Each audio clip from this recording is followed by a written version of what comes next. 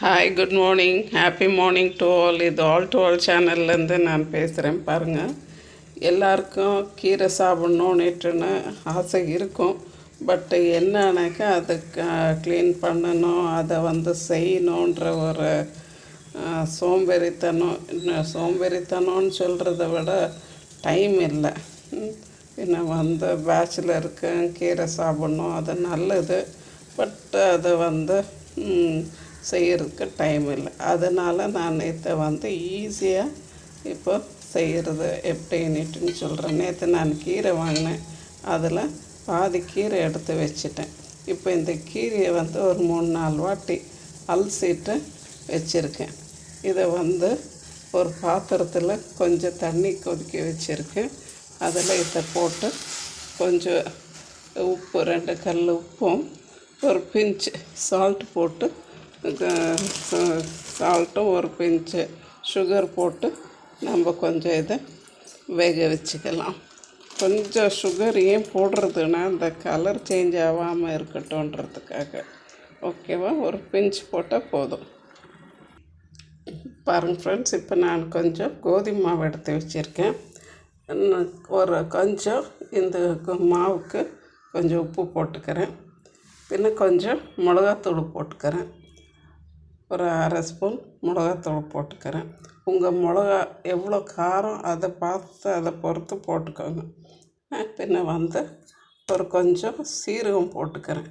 ஒரு 1/2 ஸ்பூன் சீரகம். ஓகேவா? கொஞ்சம் சீரகம்.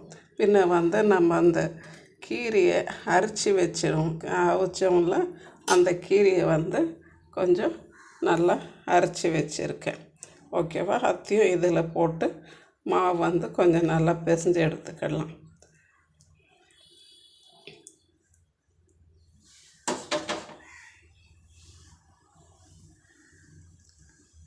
இதுக்கு தண்ணி ஆட் பண்ண வேண்டாம். இன்கேஸ் நம்மளுக்கு தண்ணி தேவைப்பட்டுச்சுனாக்கா நம்ம கொஞ்சம் இந்த வேக வச்ச தண்ணி கொஞ்சம் சேர்த்துக்கலாம்.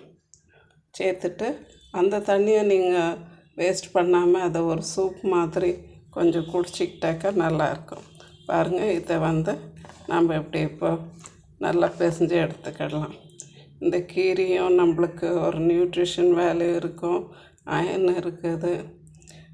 அதனால் நம்மளுக்கு ஹீமோக்ளோபின் வேறு. இது ரொம்ப பெஸ்ட்டு ஆச்சு. இது ஒரு 5 நிமிஷம் அப்படியே ஊறட்டும். உங்களுக்கு மாவு நல்லா சாஃப்டாக இருந்துச்சுனாக்கா உடனே நீங்கள் சுட்டுறலாம். இல்லைனாக்கா ஒரு 5 மினிட்ஸ் அதை கொஞ்சம் ஊற விடுங்க.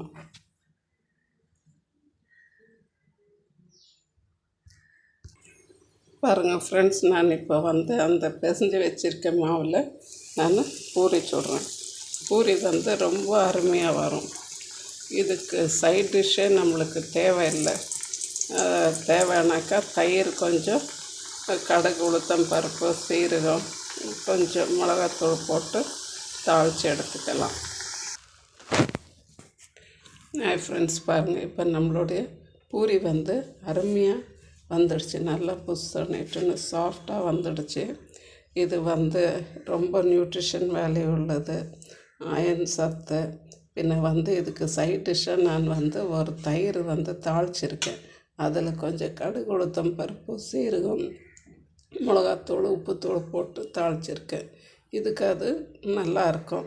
இன்கேஸ் அது வேண்டாம், தயிர் சேராதுன்னா நீங்கள் கெச்சப் வச்சு சாப்பிட்லாம், இல்லை அப்படியே கூட சாப்பிட்லாம். ரொம்பவே நல்லாயிருக்கும், ரொம்ப நல்லாயிருக்கும். கொஞ்சம் சிரமப்பட்டு பேச்சுலர்ஸ் ஆகட்டும், யங்ஸ்டர்ஸ் ஆகட்டும், வேலைக்கு போகிற பிள்ளைங்களாகட்டும், மொதல் நாள் கொஞ்சம் கீரையை க்ளீன் பண்ணி அவிச்சி ஃப்ரிட்ஜில் வச்சுட்டு காலையில் ஏஞ்சி இதை செஞ்சுக்கிட்டிங்கனாக்கா சூப்பரான ஹெல்த்தியான டிஷ்ஷை நீங்கள் சாப்பிட்டுட்டு போகலாம். நம்ம பாடிக்கு இதெல்லாம் ரொம்ப முக்கியம். ஓகேவா? எல்லோரும் ஹாப்பியாக இருங்க, நல்லா சாப்பிடுங்க, சந்தோஷமாக இருங்க, ஹெல்த்தியாக இருங்க. ப்ளீஸ் என் சேனலை ஷேர் பண்ணுங்கள், சப்ஸ்கிரைப் பண்ணுங்கள், லைக் பண்ணுங்கள். தேங்க்யூ ஃபார் வாட்சிங் வியூவர்ஸ். Thank you friends.